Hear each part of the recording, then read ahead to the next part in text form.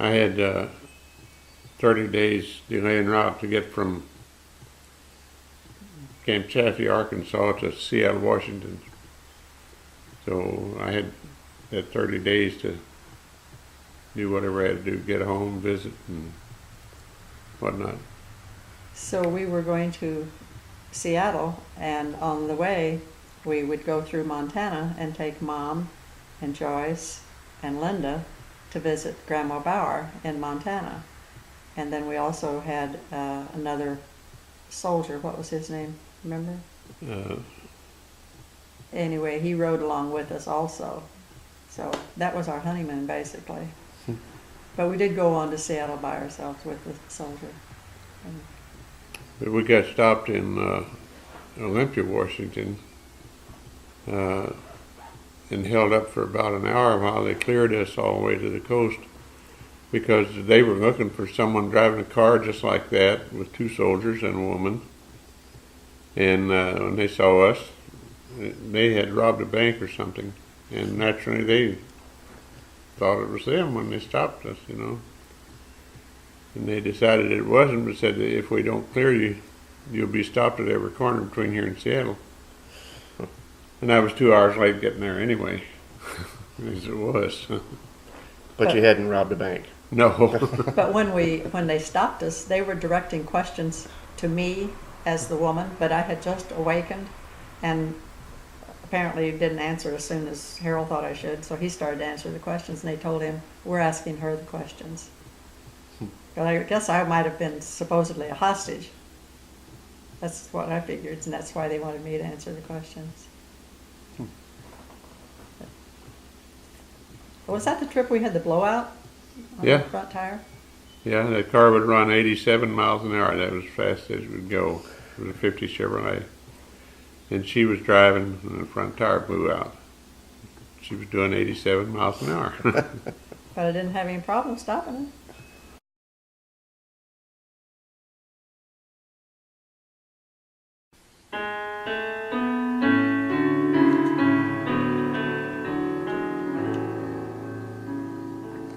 Oh, Danny boy, the pipes are calling from glen to glen and down the mountainside. The summer's gone and all the flowers are dying. 'Tis you, must go and I must buy. But come you back when summer's in the meadow, or when the valley's hushed and white with snow. 'Cause I'll be here in sunshine or in shadow. Oh, Danny boy, I love you so.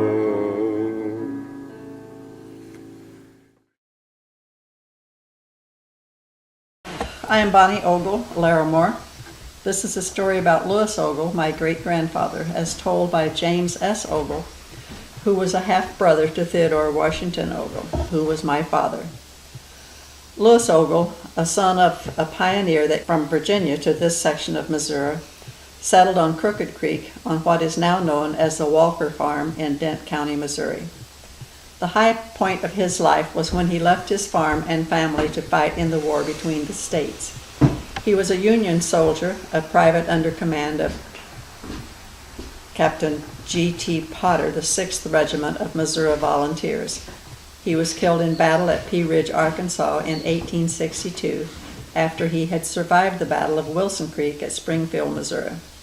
After he left home, a band of bushwhackers came by the home and demanded a horse. A son, Sam, went to the pasture and brought the only one they had, a horse named Boxy, who would come to his master whenever his name was called. The band took it away amid the wailing of the whole family. Later in the Battle of Wilson Creek, Louis Ogle saw a riderless horse galloping on the field and called to him by his name, and the horse came to him. It was Boxy. Ogle got leave of absence, brought the horse home, and returned to his command. That was the last time his family ever saw him.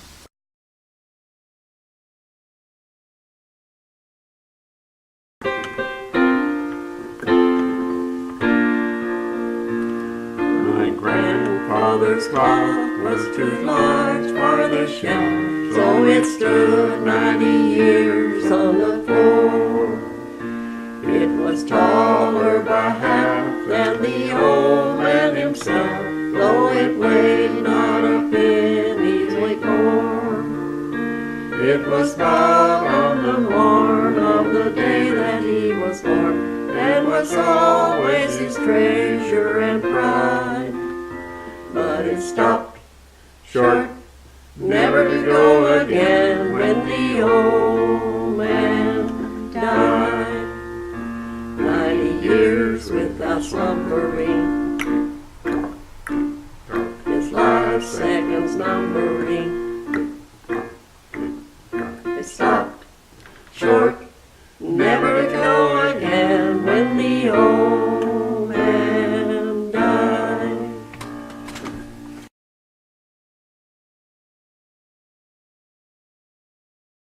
The story of not the Hatfield and McCoys, but the Ogles and Berries. And I'm Harold Larimore, great nephew of Jim Berry, and my wife Bonnie is the granddaughter of Sam Ogle. It seems that there was a little girl lost, and everybody was out looking for her, and they had guns that they would fire off if they found her, or if they needed to get everybody together. So there was a dispute between Ogle and Berry that had been going on for quite some time. I think it had to do with a land transfer or some fruit orchard or something. But anyway, they were out hunting for this girl, and they ran onto each other, and a fight ensued. And Mr. Berry was throwing rocks at Mr. Ogle, and Mr. Ogle had a gun, so he shot Berry. And then he walked either to Salem or Ironton, I don't know which county the thing occurred. But anyway, he killed Mr. Berry, and nobody seemed to be too sorry that it happened. They said he deserved what he got. So that's the end of my knowledge. But he had walked into town and gave himself up. Well, yeah, And was never convicted of it. that's the reason he walked into town, was to get himself up. Yeah. Oh, I see. But, so he was never. That's pretty much the same story that I had heard all my life, except that I think he started throwing rocks first, and that Grandpa was pretty well wounded by the rocks before he shot him. It Wasn't just all of a sudden. no. Well, But then that's the Ogle side of the story. That Most likely self-defense. yeah, I think that's what it was deemed as. Yeah. So we settled it and just got married, and there's no longer a dispute now.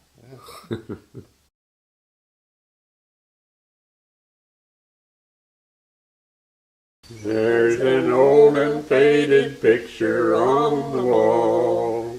It's been hanging there for many, many years.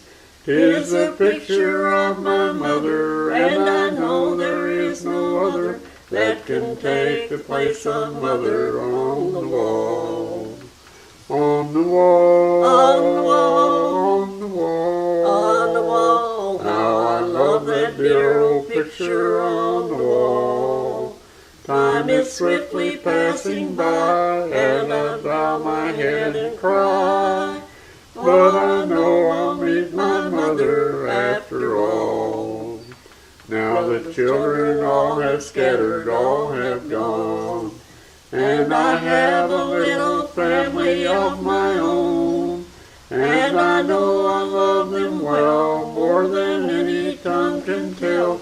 But I hold that dear old picture on the wall. On the wall. On the wall. On the wall. On the wall, How I love that dear old picture passing by as I bow my head and cry. But I know I'll meet my mother after all.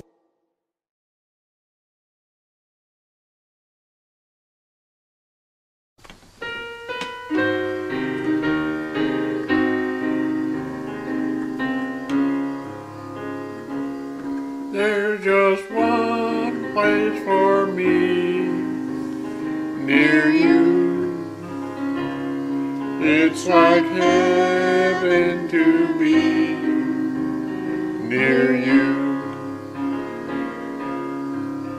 Times when we're apart, I can't face my heart. Say you'll never stray, or you're just two lips away. If my life could be spent near you, I'd be more than content near you. Make my life worthwhile by telling me that I'll spend the rest of my days near you.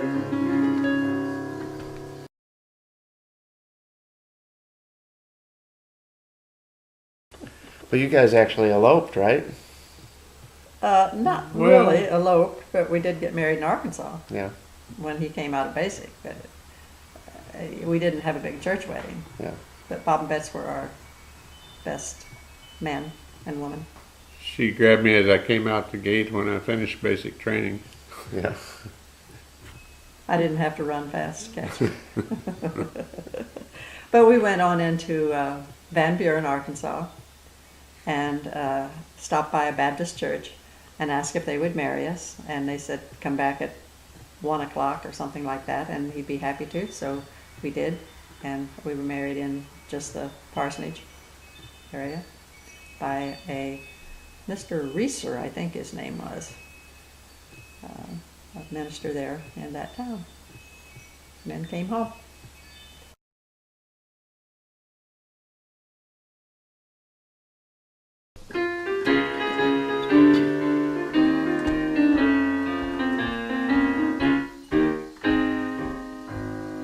Hey, you're adorable. Bee, you're so beautiful. See, you're a cutie full of charm. Bee, you're a darling, and Hey, you're exciting and F, you're a feather in my arms. G, you look good to me. H, you're so heavenly. I, you're the one I idolize. J, we're like Jack and Jill. K, you're so kissable. L is a love light in your eyes. M, N, O, P. I could go on all day. Q, R, S, T, alphabetically speaking, you're okay. You made my life complete. V means you're very sweet. W, X, Y, Z.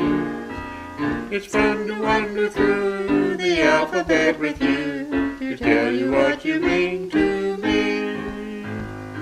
A, you're adorable. B, you're so beautiful. C, you're a cutie full of charms.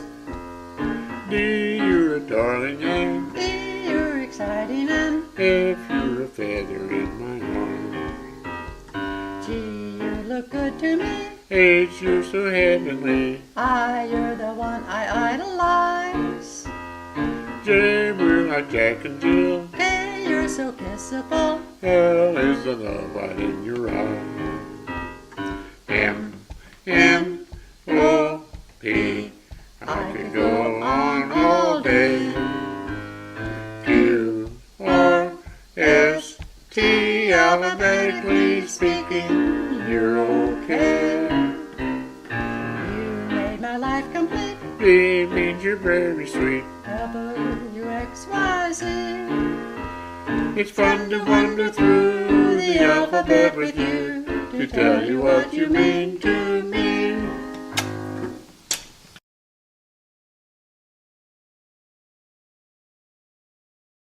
But living in the same community, we probably saw each other at church. Could But be. actually, our first date was when you asked me to take me home from Cherryville from the ball game. But it didn't- wasn't a date because I wouldn't go. I had to ride the bus. Yeah, And the then, school wouldn't let you. well, it was just one of the rules, yeah. Yeah. And then, The next night, then, that was on Friday night. The next night, I went to Viburnum Church. And there you were. I wonder how you knew I'd be at Viburnum Church. And what was going on then? I don't know. There was a chivalry. Oh, yeah. Who was it? Somebody got married.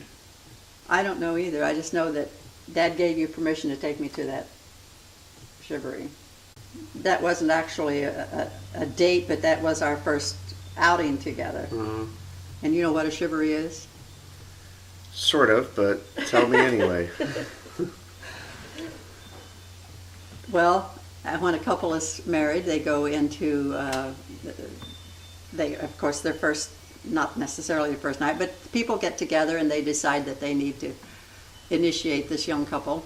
And so group of them go around to the house and they ring, They used to have They- cowbells, The yeah. couple usually know it's going to happen, but they don't know when. and they have, go ahead, treat, you know. Yeah, they have treats. So they go to their house and they go around the house beating on pots and pans and ringing cowbells and something to make Shooting till the shotguns. couple comes Something to out. make a noise.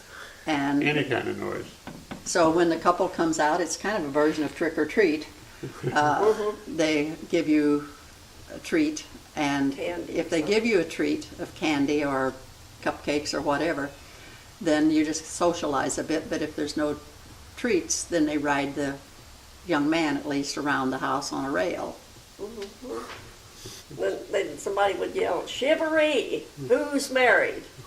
And then somebody else would say who it was, you know. And then, I remember Elsa Brand somewhere interviewing the couple, you know, and asking silly questions and that. But I don't know where it was. But Elsa Brand was the guy that was doing it. That was a common practice back then, and we were chivalry down Yeah. at your mom's house. Yeah. But after that, I don't remember ever going to another chivalry. So did you get rode around the house on a rail, Dad? No? You guys I had got candy. pushed on the wheel bar part of the way. they didn't do anything to me. I remember giving out cigarettes and cigars and candy. I think Oh, we had candy we there. had candy there for them. Oh, it was a lot of fun. Oh, yeah. Yeah. I wouldn't care if they still did it.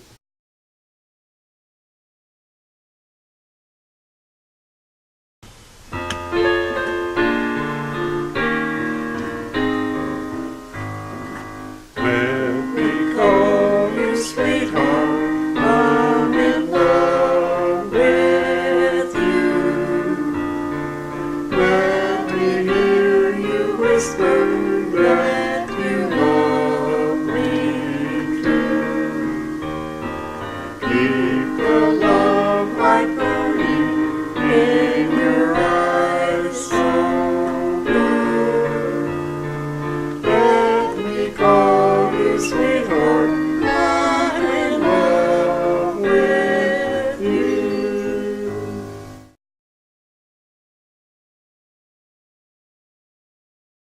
Took a trip to Montana with Grandma Bauer where we hitchhiked quite a bit. That was Lucille and I together, yeah. But we didn't hitchhike all the way to Montana. Caught a train somewhere. I don't remember where. I should ask Lucille because she's got better memory than I do.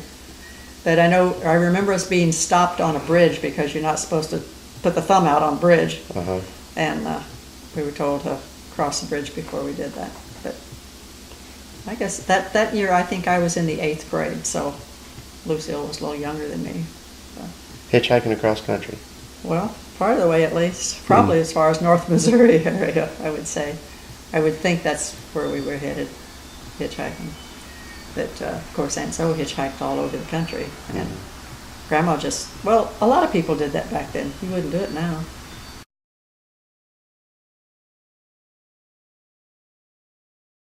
My dad he didn't go fishing a lot, but it was really a treat when he did go with us. And he was with us that day, and all the kids. And we had a few fish on stringer, and it was around the drift there in the creek, and that's where the fish gathered. So, and I think we only had 1 or 2 gigs, but we were all involved. And this game warden, Ronnie Gladden, and Howard Blunt. Howard was deputy, and Gladden was game warden. They came along and stopped and started to us. Dad saw him coming, and he told Dinah Mae, sit down and put your dress tail over the fish and hide the fish. And she did, and they came and stopped and talked for a while and went on up the road, and I'm sure they knew what we were doing, but they didn't say anything. Dad was pretty good friends with both of them. I'm sure that they knew what was going on and just kind of overlooked it. Were you in the water? No, there's a big drift there. They used to have drifts along the creek, and the water would get deep around it and wash all the gravel out. So you had the fish out of the water. On the stringer. Well, you know, we always kept our fish on the stringer in the water. On a sycamore limb with a little thing sticking. Yeah. And I remember that Leon was the first one to take off. Jess Brakefield, a neighbor, had come by. He had been at the post office and had the paper. So Elvin grabbed the paper from Jess, and he was sitting there reading the paper back and forth like that. And so then, as quick as the game wardens left, Leon, my middle brother, ran to the house, and Jess Brakefield said, "You could have shot craps on his shirt tail when he took off." One of them grabbed the gig, and they handed me the fish, because I'd been sitting on them. So I was bringing up the rear, and they all in a line. Elvin, I think, was the one that was back with me. And got to the house. We got to the house. Leon was running around the house saying, "Are they coming? Are they coming? Are they coming?" I don't remember that part. You don't. I do. And Dad saw, I think it was Howard Blunt the next day, and he told him, said, "We knew them kids was fishing." He said, "We didn't want to catch them, you know."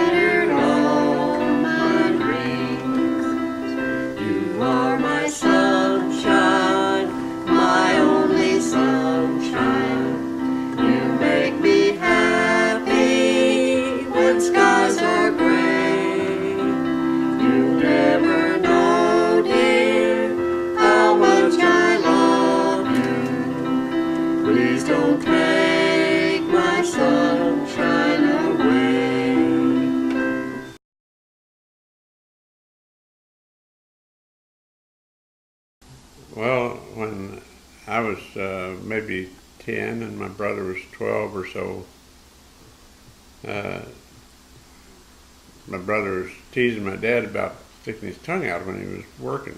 Dad always did bite on his tongue when he was doing something difficult. But my brother was teasing him about it, and my dad said, I don't believe that. He said, I'll tell you what, next time you see me doing that, you get some chicken manure and put it on my tongue. He didn't think it would ever happen for more than one reason. So, but it did happen. He was, I don't know, he was doing such sawing with a handsaw, I believe. My brother sneaked up by him and had some chicken manure on a stick and rubbed it on his tongue and took off running. He could run faster than my dad, and it's a good thing. He, I guess, stayed out till Dad cooled off a little bit. I don't know. And realized he had told him to do that, Yeah. huh? Yeah, I've been passing that one along. I got it from the horse's mouth, so to speak.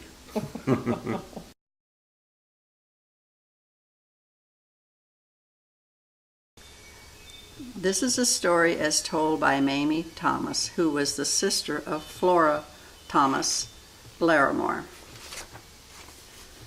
Young Jim Barry was an agitator. He made life miserable for everybody. He hit John Barry over the back once when they were boys and almost broke his back.